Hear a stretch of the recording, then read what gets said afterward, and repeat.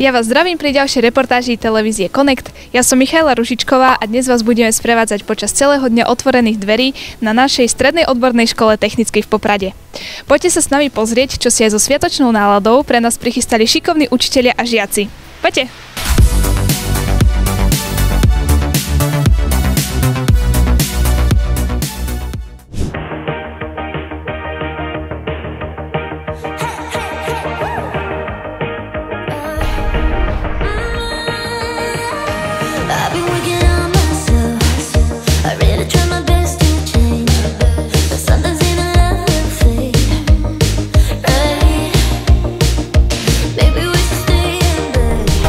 Takže chalani, čaute. Vy ste skupinka, ktorá zatiaľ čaká na to, aby si vás nejaký učiteľ zobral a posprevádzal po škole.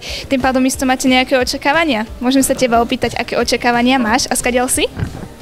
Takže my sme z Matejoviec a nemám poriadne také žiadne očakávania. V podstate chcem vidieť celú školu, aj posilovňu alebo také niečo, telocvičňu. To je všetko.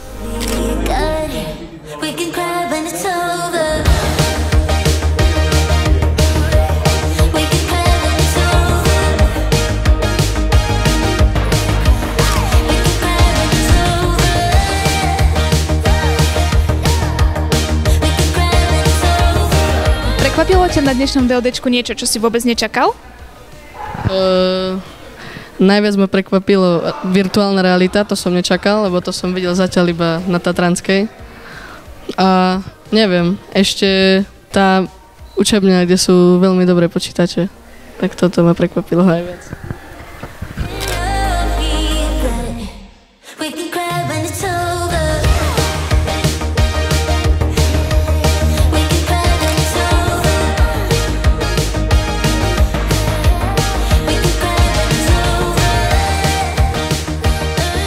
Čaute babi, ja sa vás opýtam, ako sa voláte a na aký odbor plánujete ísť? Čauko, ja som mama Anna a chcem ísť na grafiku. Ja som Sabina a taktiež na grafiku.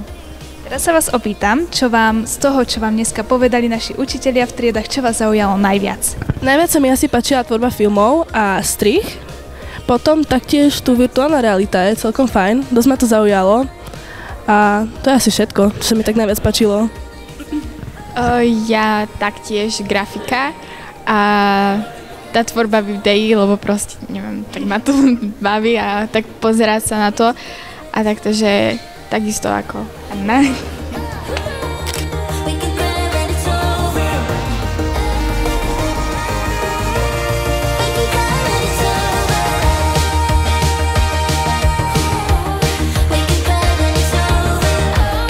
Vedel by si predstaviť pracovať v týchto dielňach, v týchto priestoroch a či sa ti to tu páči? Áno, veľmi sa mi tu páči. Chcel by som veľmi pracovať tu.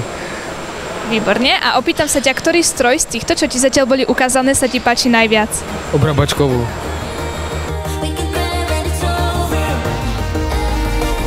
Môžem sa ťa opýtať, čo robíš aj, že či to je náročné? Momentálne frezujem rovinné plochy podľa technického výkresu, kde následne musím dostať materiál do nejakého tvaru podľa technického výkresu na nejaké tie rozmery a urobiť z toho presný výrobok.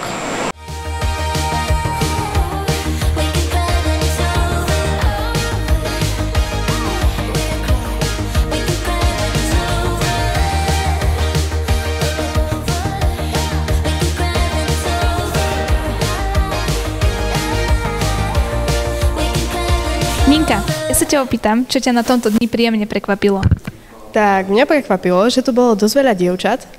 Ako na našej škole je ich, nie až tak veľa, ale keď ich bude viac, bude to fajn.